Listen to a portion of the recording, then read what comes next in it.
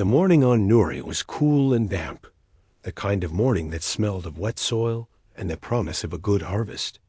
Minsu stood at the edge of the primary rice paddy, his boots sinking slightly into the soft earth. He watched the first light of the system's star, a gentle orange sun they had simply named Dawn, creep over the low hills. In the distance, the silver roofs of the settlement gleamed with dew. It was a good world, a peaceful world. Hard work, but honest. That was what he always told the newer settlers. His sister, Hannah, walked up beside him, handing him a steaming cup of tea. "You're up early." The auto report from the Kamsare came in clean. No debris in the jump lanes, no strange signals. Just quiet. Minsu accepted the cup with a nod. Quiet is good. His eyes scanned the horizon, not out of worry, but out of habit. As the elected head of Nuri Colony, his job was to watch, to make sure the balance was kept. They were far from Earth, far from the political noise and the crowded orbits of the inner systems. Out here, they only had each other, their greenhouses, their water purifiers, and the deep space communications area, complex of dishes and towers that was Hannah's domain. It was their lifeline to Earth Central, and to the other scattered colonies like theirs. The Earth transport is 3 weeks out, Hannah said, sipping her own tea. They're bringing the new seed banks, the drought-resistant strains from Mars. Good, Minsu said, a faint smile touching his lips. The Northfield could use them. Did the children finish their project for the transmission? Hannah's face lit up. They did. It's a song. A welcome song for the transport crew. I told them we'd broadcast it on the colony frequency when the ship enters the system. They walked back toward the main habitation dome, a low, sturdy structure built to withstand Nuri's occasional strong winds. The colony was waking up. Lights flickered on in the dome windows. A few early risers were already heading to the machinery sheds or the livestock pens.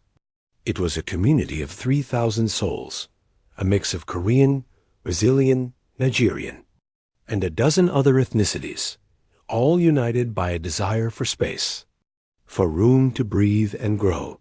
The day passed as days always did on Nuri, full of small tasks, small problems, small victories. Minsu mediated a dispute between 2 farmers over water rights. He checked in on the progress of the new hydroponics wing. He ate lunch with a group of engineers who were excited about improving the yield of their solar collectors. It was normal. It was routine. It was everything they had worked for. Hannah spent her day in the Cums bunker, a reinforced structure built half into a hillside. She ran diagnostics, listened to the static-filled silence of the void, and composed her weekly report to Earth Central. The report was boring by design. Crop yields, atmospheric readings, maintenance logs. The most exciting thing she had to report was the birth of twin calves in the dairy barn. She sent it, received the automated acknowledgement ping, and leaned back in her chair. Sometimes she missed the constant data streams of Earth. But out here, the silence had its own music. It was late afternoon, local time. When the music stopped, the first sign was not a sound, but a vibration. A deep, subsonic hum that made the tea in Hannah's cup ripple. The lights in the bunker flickered. Her console lit up with a cascade of priority alerts, proximity warnings, unknown mass signatures, energy spikes in the high electromagnetic spectrum. "Minsu," she said into her wristcom, her voice tight. "We have contacts." Multiple contacts. They just appeared at the edge of the system. No transponder codes. Nothing on the recognition lists. From his position near the greenhouses, Minsu looked up. He saw nothing at first. Then he saw the stars begin to wink out. Not clouds, but something solid and angular, blocking the light. Ships, dozens of them. They were like jagged pieces of obsidian, sharp and cruel against the soft orange sky. They moved with a silent, terrible purpose. Hannah broadcast the standard first contact package. All frequencies. Now. Broadcasting, she said, her fingers flying over the console. The message, a peaceful greeting in 100 languages, pulsed out into the void. There was no response. The lead ship, a monstrous wedge of dark metal, dipped its nose. A point on its underside glowed a malevolent blue. Min-Su knew, in that instant, what was going to happen. He had seen no weapons, heard no threats, but the intent was as clear as the void between stars. This was not a visit. Hana. Alert the colony. Get to the shelters, now. His voice crackled over the colony-wide channel. A second later, calm but urgent, the voice of a leader. All residents. This is not a drill. Proceed immediately to your designated emergency bunkers. Move quickly and calmly. Help your neighbors. Chaos, but a controlled chaos, erupted across the settlement. Parents grabbed children. Workers dropped tools and ran. The drills had been practiced monthly. They knew where to go. From the bunker, Hana watched on her sensors as the Talon ships, though she did not yet know their name, formed a precise grid over the colony. The lead ship's glow intensified. She slammed her hand down on the big red button that sealed the bunker's main blast door. With a heavy thud, 5 feet of reinforced steel and composite locked into place. Her console was still live, tied into the colony's network of security cameras. Min-Su, where are you? She whispered into the comm. The school cluster. They're still bringing the little ones out. His voice was breathless, but steady. On her screen, Hana saw him. He was at the entrance to the primary learning dome, ushering a stream of small, frightened children toward the underground tunnel that led to Bunker 3. A teacher, a young woman named Suman, was with him. Carrying a toddler in each arm out then, the world turned white. The blue energy beam from the lead ship lanced down. It did not explode on impact. It simply erased. The main habitation dome, where hundreds had lived and laughed just moments before, ceased to be. A crater of glowing, molten glass yawned where it had stood. The air superheated, creating a shockwave that flattened the surrounding structures. Hana screamed as her screens flickered. The feed from Camera 7, pointed at the school cluster, remained active. She saw Min-Su stagger, shove the last child into Suman's arms, and point fiercely down the tunnel. The teacher hesitated for only a second before turning and running, the children scrambling ahead of her. Min-Su turned to face the sky. He did not run. He stood there, in the open, as if his body alone could be a shield. A second beam, from a different ship, stabbed down. It struck the ground between the school and the approaching line of Talon dropships that were now descending. The blast was not meant for the school. It was meant to clear a landing zone. The shockwave hit Min-Su. Hana watched, her hand clamped over her mouth, as her brother was picked up and thrown against the heavy durasteel frame of the learning dome's entrance. He did not get up. No. No, no, no. Hana choked out, but the horror was only beginning. The dropships landed. Ramps slammed down, and out came the Talon troopers. They were tall, insectoid, with shiny black carapaces and multifaceted eyes that reflected the fires they had started. They moved with a chilling, synchronized efficiency. They did not yell. They did not charge. They walked in perfect formation, and they fired precise, bright lances of energy from their rifles. They were not just destroying the colony. They were cleansing it. Hana saw a man named Junsu, a mechanic, raise his hands in surrender. A trooper shot him in the chest without breaking stride. She saw Mrs. Lei, the old botanist, hiding behind a shattered water tank. A trooper aimed, fired, and moved on. A cold, sharp clarity cut through Hannah's grief and terror. The bunker was hidden. They might not find it. But Earth had to see. Earth had to know that her training took over. She switched the comms array to its highest gain setting. She routed every surviving external camera feed, the one on the school, one on the water tower, one on the greenhouse, into a single, raw, uncompressed data stream. She tagged it with the highest priority code, Colony under extermination. She opened a direct channel to Earth Central Command, bypassing all relays. The bandwidth was enormous. It would drain the array's capacitors in minutes. She didn't care. Earth Central, this is Nuri Colony comms. Authentication HANA 27 Kilo. We are under attack by unidentified hostiles. They are destroying all infrastructure and executing all personnel. No demands, no communication. This is a live feed. She hit transmit. On her screen, the feed continued. The troopers were now methodically checking collapsed buildings, firing energy bolts into piles of rubble, into bodies.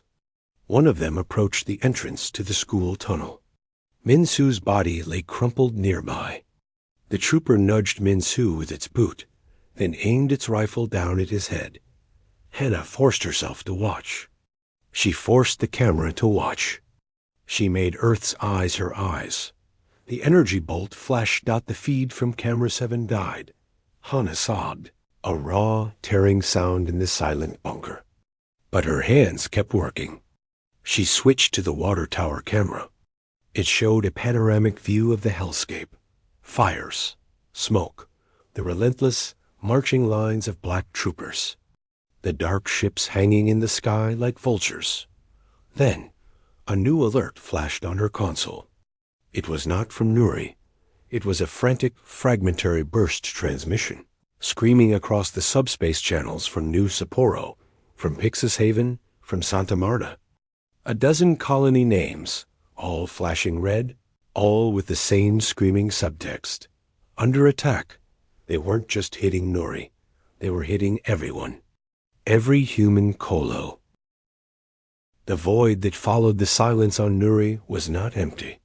It was filled with fire. On Earth, in the main briefing room of United Earth Defense Headquarters, the fire played on a loop. Admiral J stood with her hands clasped behind her back. She did not blink. She watched the feed from Nuri for the 37th time. She saw the angular ships, the blue beams, the methodical troopers. She saw the man Min-Su. The report said his name was shove the children to safety and stand his ground. She saw the final bolt. She listened to the sisters Hannah's final whisper. Tell Earth. Remember us. The feed ended. The room lights came up slowly. Around the large circular table sat the remaining members of Earth's Strategic Command. Their faces were pale, etched with a horror that was still fresh, even weeks after the first signals had died. Reports from 17 other colonies, some more fragmentary than Nuri's, all telling the same story, lay scattered before them in data crystals. Analysis is complete, a young intelligence officer said, his voice too loud in the quiet. The attackers self-identify as the Talon Empire. Their language patterns match fragments we've found in deep space probes. They are old, millennia of expansion. They do not communicate with species they deem unworthy. They simply remove them. They saw our colonies as weeds, Jay said, her voice low and flat. So they burned the garden. A general from the Eurosector slammed his fist on the table. We must respond. A full-scale counterattack. We locate their homeworld and do what? Jay interrupted, turning her cold gaze on him. Throw our fleets at them? The fleet that was designed for border patrols and anti-piracy? We just saw what their frontline weapons do to Durasteel and concrete. Their technology is superior. Their numbers are unknown. A direct fight is suicide. It is what they expect. It is what they want. They expect us to scream and rage and die gloriously. She walked to the main display, pulling up a star map. Every human colony beyond the Sol system was marked with a pulsing, red X. They think they have cut our limbs off. They think we are a body bleeding out in the dark, soon to be still. She turned to face them. They are wrong. She tapped a command. The map shifted, zooming in on the Sol system. Earth, Mars, the Jovian orbital platforms, the asteroid mines. Every asset glowed a steady, determined blue. We are not a body. We are a brain. And a brain, when threatened, does not flail. It thinks, it plans, it learns, and then it acts with absolute precision. Jay's eyes swept the room. There will be no declaration of war, no heroic speeches to the public. The official story is a catastrophic series of deep space anomalies. A tragedy, we mourn. The Euro generals stared aghast. You would hide this? You would let them get away with it? No, Jay said, a single word dropping like a stone. I would let them forget about us. While we remember every single face, every name, every burned field, every silenced cry. For that, we need silence. We need darkness. And we need a new kind of tool. The project did not have a dramatic name. It was called the Strategic Redirection Initiative. To the public, it was a period of quiet, focused inward. Memorials were built. The economy shifted, subtly, toward heavy manufacturing and advanced research. People grieved, and then they worked. They worked with a quiet intensity that was more frightening than any outburst of rage in a massive secret shipyard orbiting. Pluto, Engineer Day looked at plans for a new class of ship and felt a chill that had nothing to do with the distant sun. It was ugly. It was a blocky, angular thing, devoid of grace, covered in strange, non-reflective panels. Its weapon systems were not listed. Where are the plasma cannons? The missile arrays? He asked the woman standing beside him, scientist. Una adjusted her glasses, her face illuminated by the holographic schematics. They expect those. They can detect the energy signatures from 3 star systems away. This, she pointed to the ship's main weapon, a massive magnetic rail system that ran most of its length, is not a cannon. It is a delivery system. For what? For that, Una said, switching the display. A simple nickel-iron asteroid fragment, roughly the size of a bus, appeared. We accelerate it to a significant fraction of light speed. We call it a kinetic kill vehicle. The Talon shields are designed for energy dispersion. They are very, very good at it, but against pure relativistic mass. Physics does the work. One impact has the yield of 100 thermonuclear warheads. No radiation. Just pure, clean force. They stared. It was brutal. It was simple. It was monstrous. He thought of the feed from Nuri, of the clean, precise beams of energy. It's not a soldier's weapon, he whispered. No, Una agreed, her voice soft. It is a mason's tool. For breaking foundations. Her own work was even more subtle. The new FTL drive was her obsession. Talon faster-than-light technology created a distinctive spatial ripple, a fingerprint they could track. Humanity's own drives were slower and left a similar, if weaker, signature. We cannot outrun them. So we must become ghosts, she told her team. Her breakthrough came from a failed experiment in quantum entanglement. She found a way to fold a ship's local space-time bubble, slipping it between the layers of reality. It was not faster. In some cases, it was slower. But it was dark. It left no ripples, no energy trace. A ship using a unifold drive simply disappeared from one point and appeared in another, silent as a thought. It could not be tracked. It could not be followed. While Day built the hammers and Una crafted the shadows, the third part of the Trinity arrived at Pluto Station. She was brought in on a medical shuttle, listed as a survivor with severe psychological trauma. She was pale, thin, and her eyes held the permanent reflection of a dying world. Admiral J met Hana in a private observation deck. Below them, in the shipyard's cavernous void, the skeletal frame of the first hammer ship was taking shape. "They told me you watched," Hannah said, her voice a dry rustle. She did not look at Jay. She looked at the ship. "I did," Jay said. "They told me you watch it every day." "I do." Finally, Hannah turned.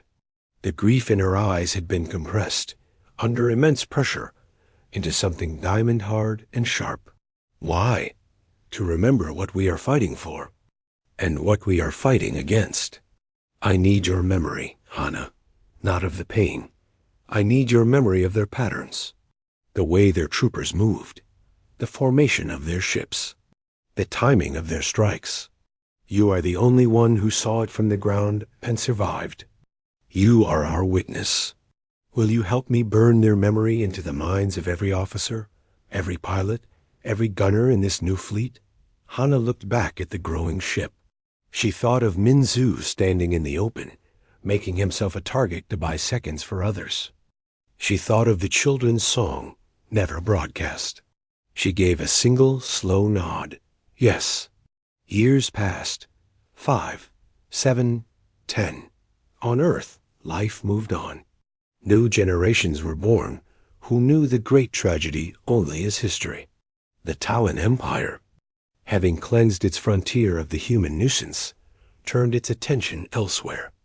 The brief reports of the primitive, emotional humans who had dared to spread into the galaxy were filed away and forgotten.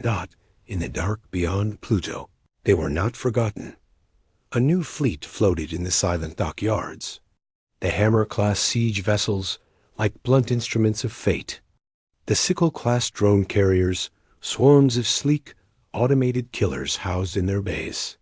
And the slender, black-clad Shadow-class scouts, fitted with Yuna's ghost eyes. On the bridge of the flagship, the U.E.S. Vengeance, Admiral J reviewed the final readiness reports. Engineer Day stood beside her, a data slate in his hand. The kinetic accelerators are calibrated.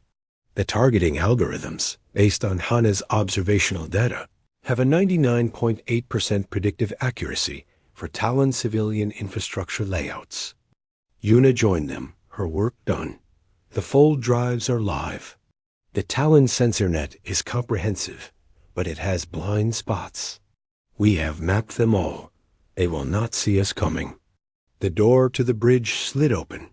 Hana walked in. She wore the uniform of a senior intelligence analyst. The hollows were still in her cheeks, but her posture was straight. She handed Jay a final data crystal. "The first target list," Hana said.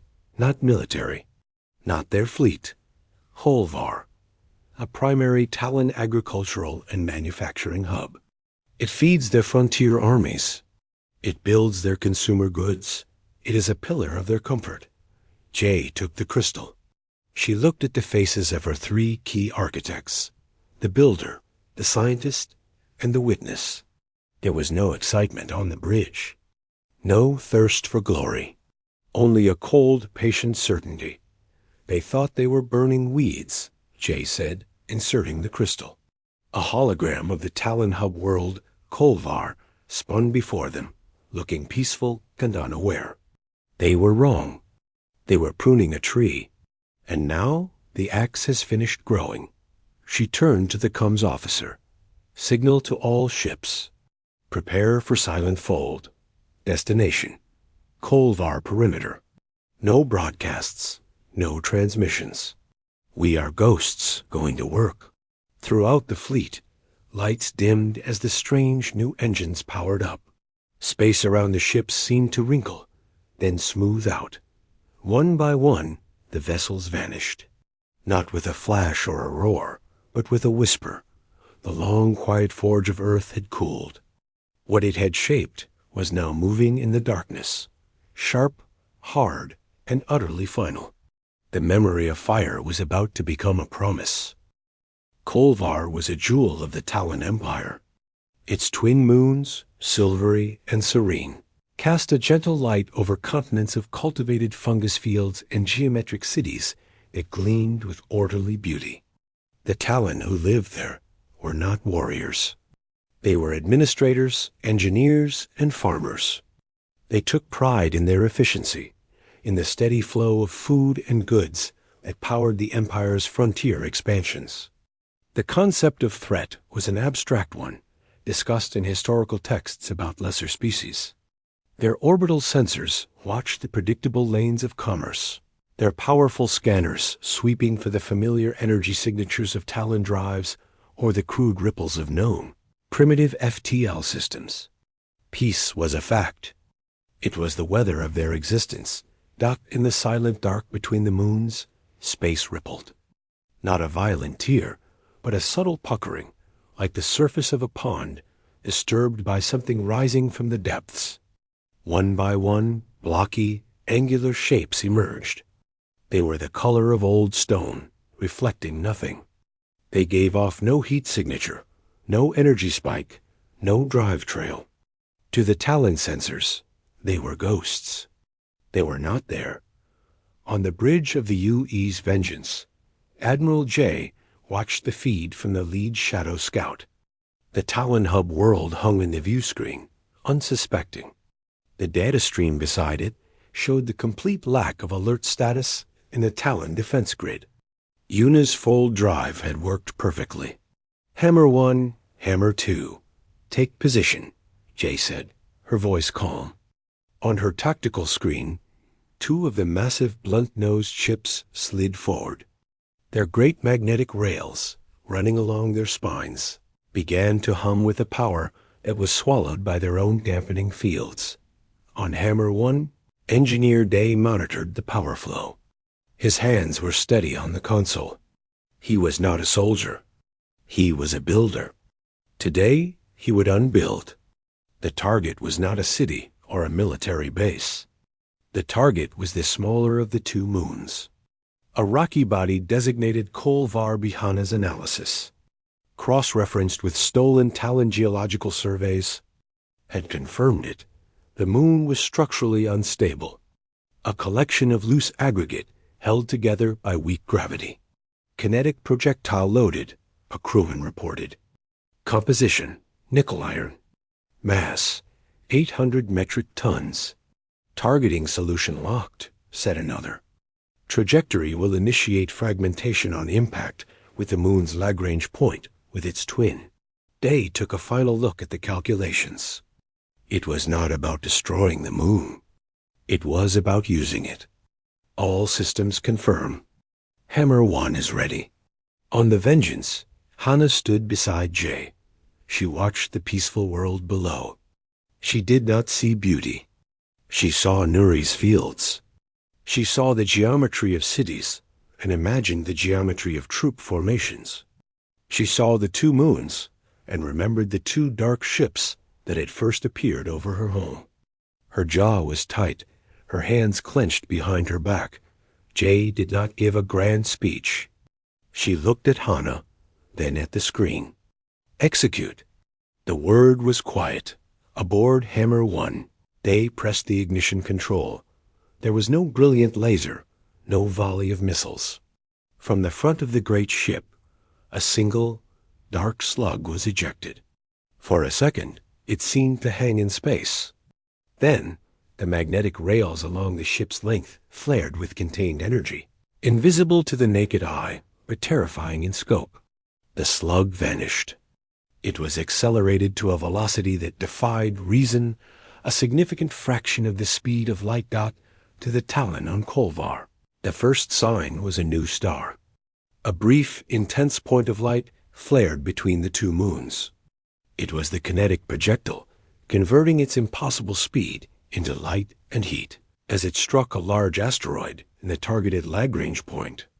The asteroid and the projectile vaporized instantly. The shock wave of that impact, carrying unimaginable kinetic energy, slammed into the unstable surface of Kolvar B. The moon did not explode. It came apart. It shattered like a glass ball struck by a hammer. One moment it was a serene silver orb. The next it was an expanding cloud of billion-ton fragments, each one a continent killer, propelled outward in a storm of pure physics. The Talon Orbital Defense Network woke up. Alarm klaxons blared across stations and ships. Scanners went blind with the catastrophic energy release. But it was not an attack signature they recognized. It read as a natural disaster, a sudden, impossible moonquake. By the time their computers recalibrated and identified the unnatural origin of the initial impact, it was too late. The second wave of the storm hit. Chunks of the moon, some the size of mountains, rained down on Kolvar.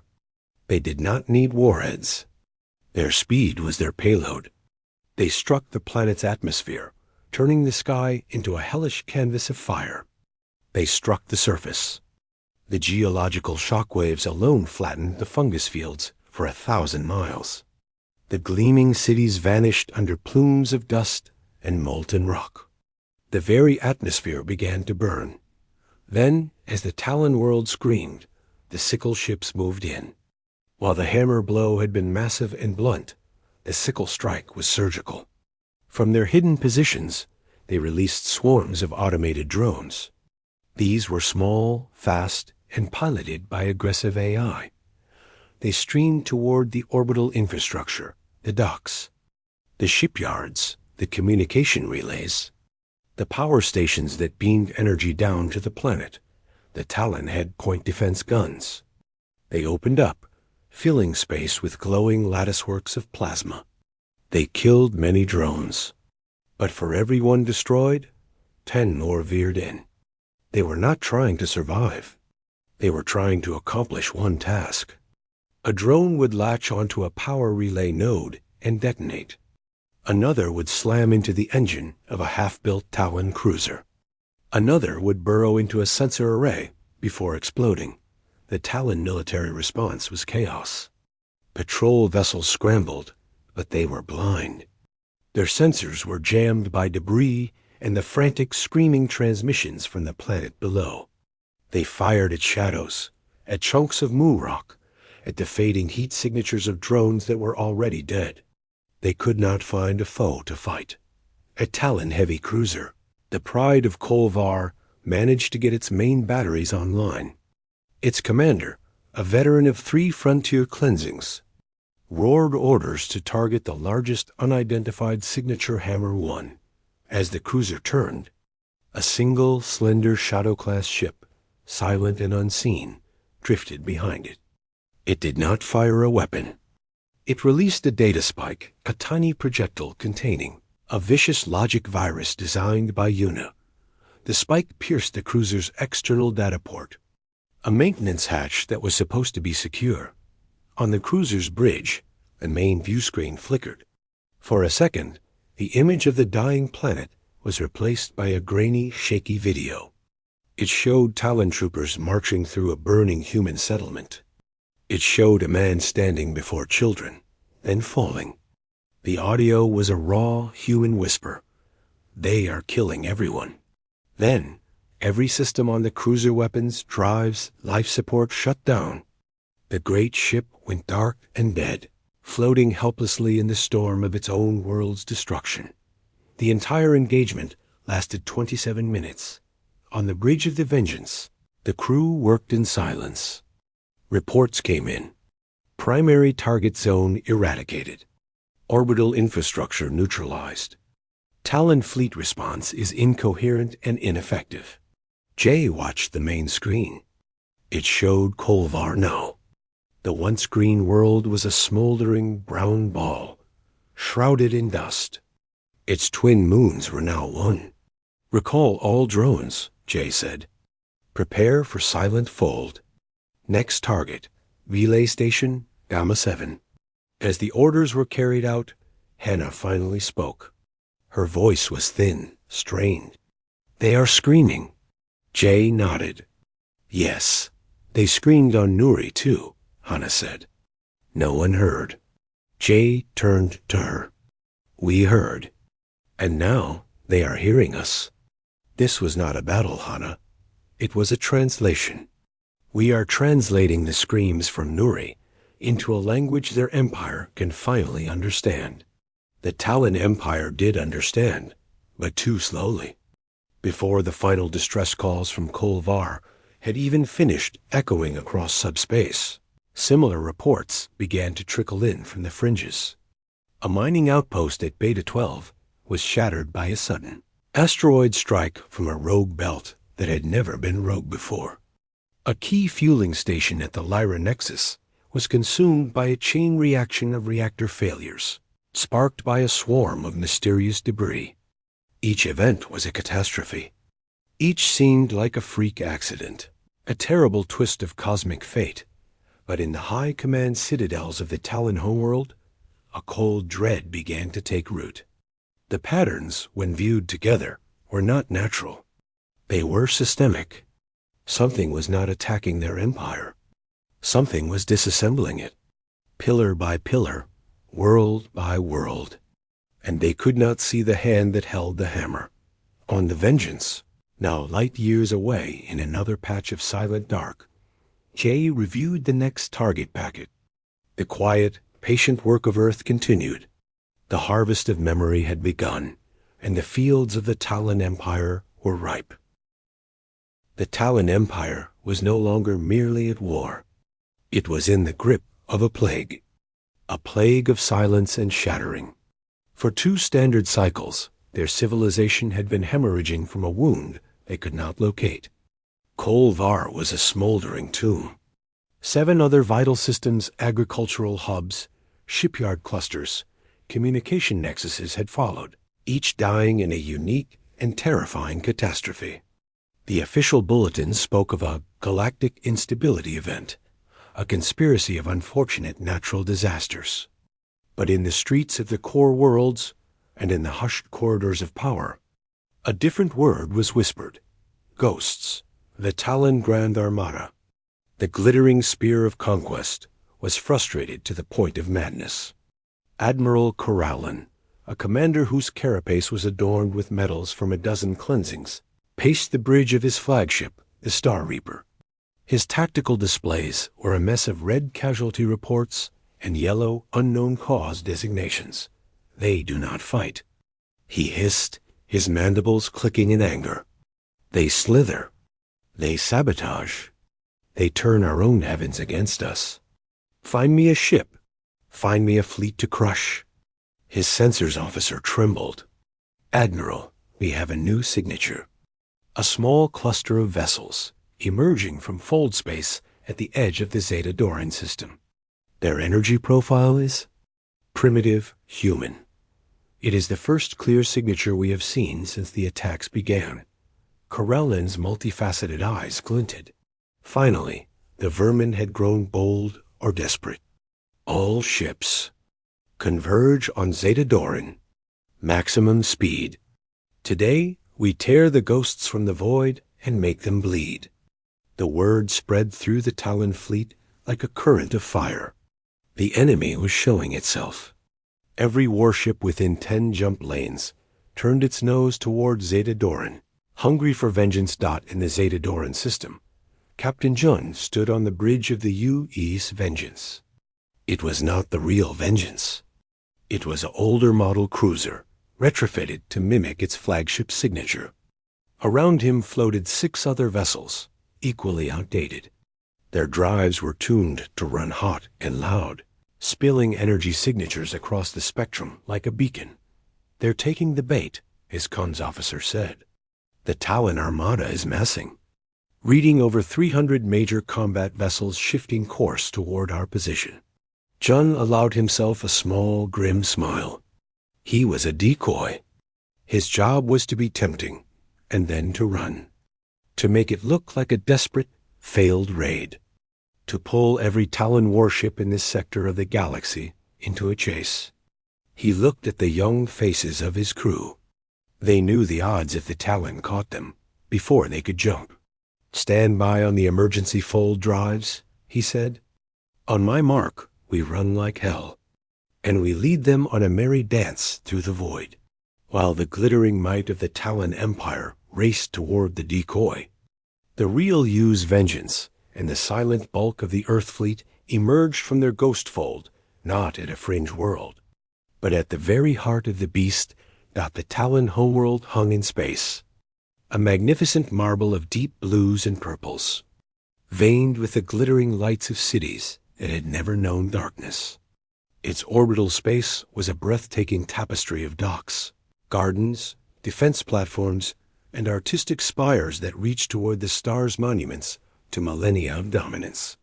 The defensive fleet here was skeleton crew, a ceremonial guard. The real warriors were far away, chasing phantoms at Zeta-Doron. On the bridge of the True Vengeance, Admiral J watched the serene world. There was no anger on her face, only a profound, weary coldness. Engineer Day and scientist Una stood at their stations, the architects present for the final application of their work. Hannah stood beside Jay, her data slate in hand, her eyes fixed on the Imperial Palace complex, a sprawling crystal structure on the largest continent. "The virus is ready," Una said.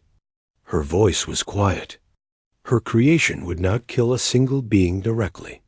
It was a key designed to fit the digital locks of the Talon planetary defense grid. It would not break the systems. It would politely ask them to stand down, and they would obey. "The primary kinetic batteries are charged," they reported. He did not look at the world below. He looked at his console, at the clean lines of power flow. This was the largest hammer they had ever built. Its target was not a moon this time. Hannah spoke, her words flat and precise. "The central archive is here. The palace. Their entire historical record. Every conquest. It is where they decided our colonies were weeds. The order to burn Nuri originated from this location." Jay nodded. "Then that is where we return the message." She turned to the communications officer. "Open a channel. All frequencies. Universal translation." The officer worked, then nodded. "You are live, Admiral?" Jay faced the screen. She did not raise her voice. "People of the Talon homeworld, this is Admiral J of the United Earth Fleet. 10 years ago, your empire attacked our colonies. You burned them. You killed every man, woman, and child you found. You offered no reason. You accepted no surrender. You thought we would die quietly, or fight you and die gloriously. On the planet below, in squares and homes and command centers," her voice echoed, translated seamlessly. Confusion rippled through the populace. "An enemy? Here? At the heart of the empire?" It was unthinkable. "You were wrong," Jay continued. "We have come to show you the only thing we learned from you. How to erase." She gave a slight nod to Hannah. Hannah tapped her slate. On every screen across the Talon homeworld, the broadcast changed. It showed the raw, shaky feed from Nuri, the Talon ships, the blue beams, Minsu ushering the children, the troopers marching, the final executioner's shot, and Hannah's own whisper, now amplified across an empire. "They are killing everyone." The footage played on a loop. It was a mirror held up to their own soul.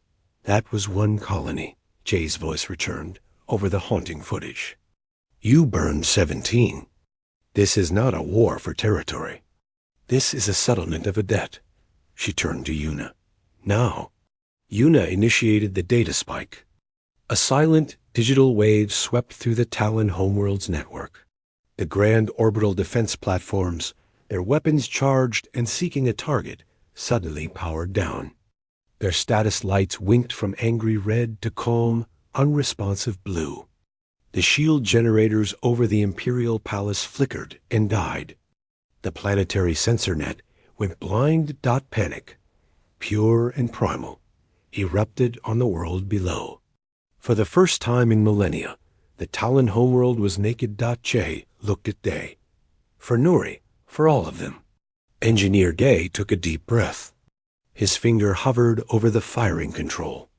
He saw not the alien world, but the schematics of Nuri's melted domes. He pressed the button. From the Vengeance and 3 other hammer ships, a new kind of projectile was launched. Not an asteroid fragment. A dense tungsten rod forged in the secret furnaces of Pluto. 4 rods, each the size of a skyscraper, were accelerated to a terrifying fraction of light speed. They struck not the populated cities, but the single glittering complex of the imperial palace. They struck in a perfect diamond pattern. There was no fiery explosion. The effect was geological. The rods punched through the crystal spires and deep into the planet's crust. The energy of their impact, contained and focused downward, triggered a localized but immensely powerful tectonic shock. The ground itself recoiled. The magnificent palace, the archives, the command centers, the very seat of imperial power, was not blown up. It was swallowed. The earth opened up and then closed over it. As if it had never been dot, the shockwave that rippled out flattened structures for hundreds of miles. A vast cloud of dust rose, blotting out the sun over the capital continent. On the bridge of the Vengeance, they watched in silence. The deed was done. The head of the serpent had been removed not with a slash, but with a precise, crushing blow. "Recall Captain Chun's decoy fleet," Jay said, her voice still calm. "Their job is done. Initiate silent fold.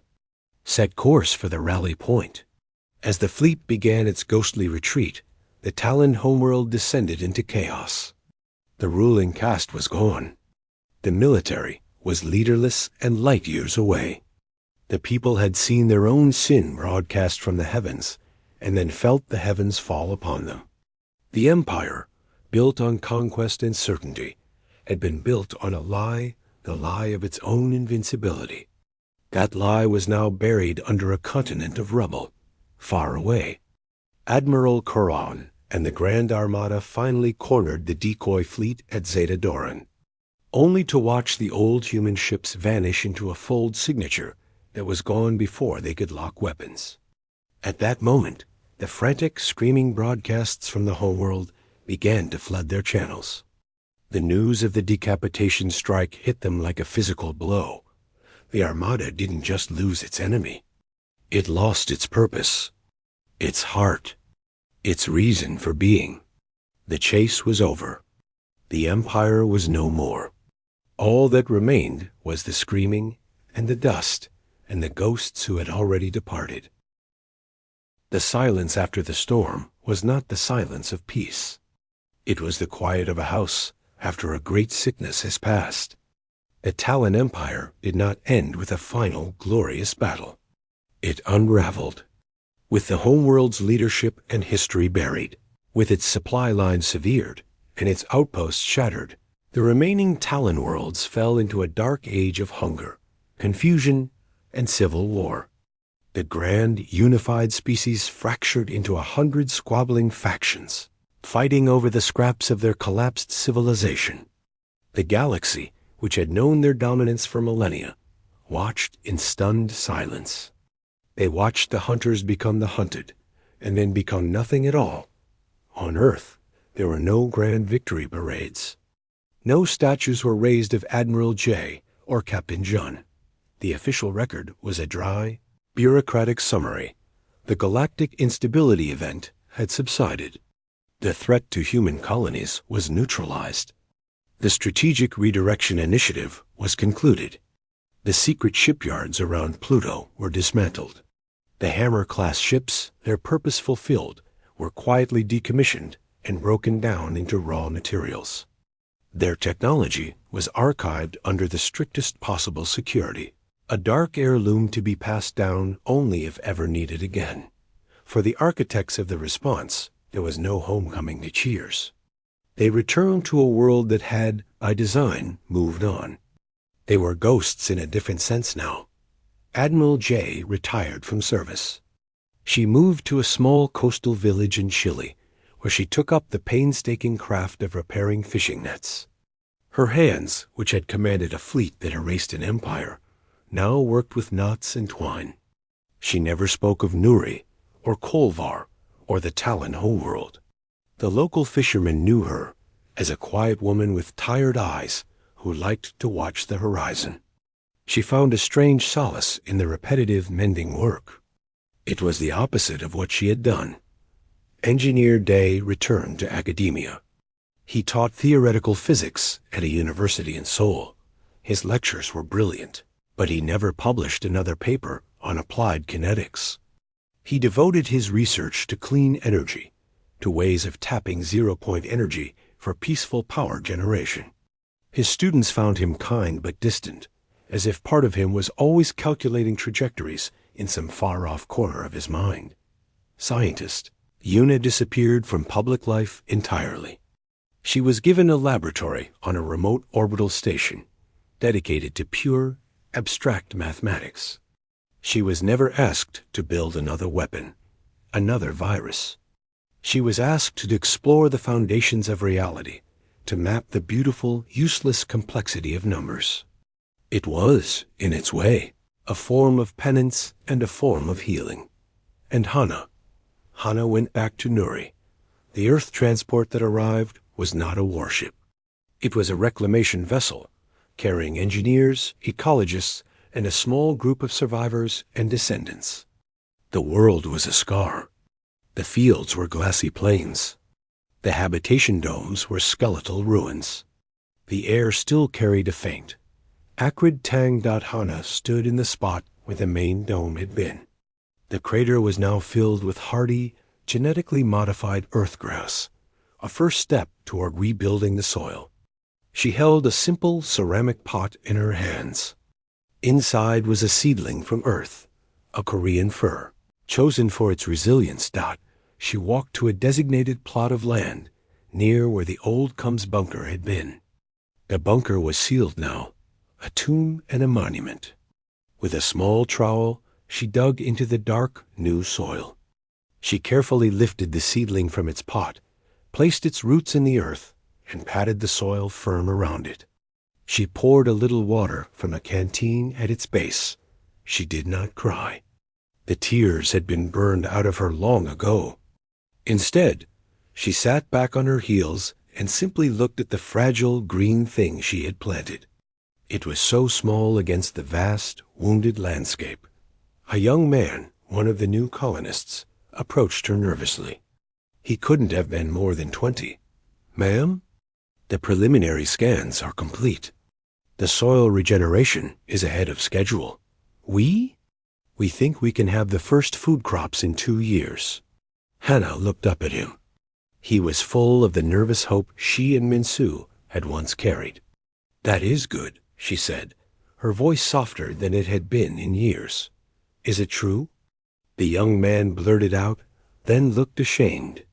"I mean, they say you were here, that you saw it happen, and that you helped make them pay for it." Hana looked from the seedling to the young man's eager, angry face. He wanted a story of righteous vengeance. He wanted to hear about the burning of empires. She looked back at her tree. "We planted a garden here once," she said. "They burned it. So we burned their garden. And then we came back here to plant again." She met his eyes. "Which of those things do you think matters more now?" The young man frowned, thinking. The simple truth of it settled over him. The vengeance was a ghost. The tree was real. "The planting," he said quietly. Hannah gave a single slow nod. "Then go help with the planting." As the years turned, Nuri began to heal. New, lower domes rose. Fields of a deep purple grain, engineered for the soil, waved in the wind. The memorial garden, where Hannah had planted her fir, became the heart of the new settlement. It held no grand statues of warriors. It held the names of the dead, etched on simple stone, and it held living things. Trees from Earth, flowers from the other lost colonies. It was a garden of memory, not of war. One day, a transmission arrived at the colony administration building, marked for Hana.